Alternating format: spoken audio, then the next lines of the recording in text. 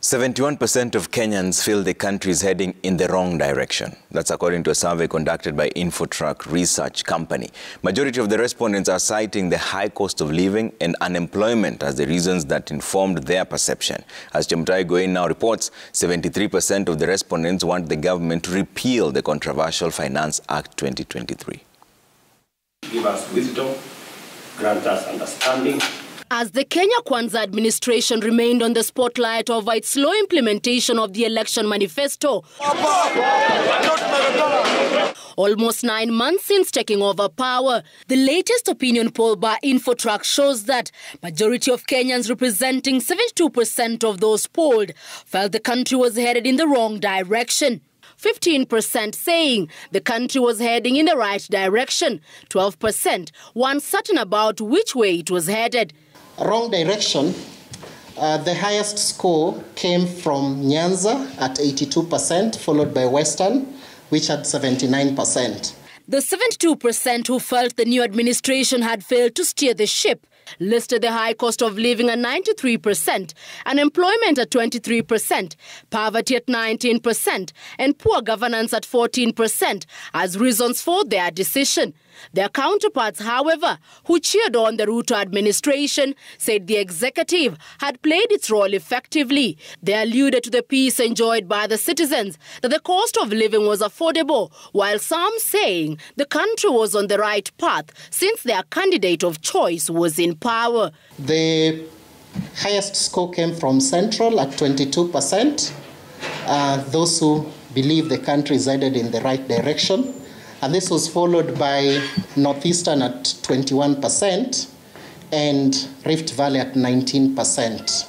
The respondents implored the government to move with speed and urgently address issues relating to high cost of living, unemployment, quality of education, cost of doing business, infrastructure, for instance, roads, access to healthcare, and corruption, among others. In an attempt to test the awareness levels of Kenyans on the controversy-riddled Finance Act 2023, 87% said they were aware of the Act and its proposals, while 13% said they were not aware. Asking them whether this Finance Act that was assented to by the President will have a positive impact on the Kenyan economy, only 22% believe it will have an impact, with nearly 60% say it will not have an impact. And 16% are not sure. Even as Kenyans await for the three-judge bench to pronounce itself on the fate of the Act and the contentious proposals, the 2,400 respondents cited increase in fuel prices, high taxation, inflation, poor decisions by the government of the day, and high import costs as among main drivers of the high cost of living. Only 7% of the respondents blamed the poor decisions of the previous administration, depreciation of the Kenya shilling at 4%, and increased uptake of foreign debt for the rise in the cost of living.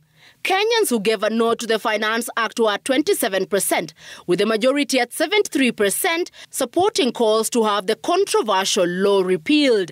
The survey was conducted between 3rd and 8th July this year, sampling 2,400 respondents from all the traditional 8 regions of Kenya, cutting across 47 counties. The state of the economy was a major campaign issue last year, and since the formation of the 5th administration, the cost of living has continued to drive political narratives and has resulted in weekly mass protests sponsored by the opposition.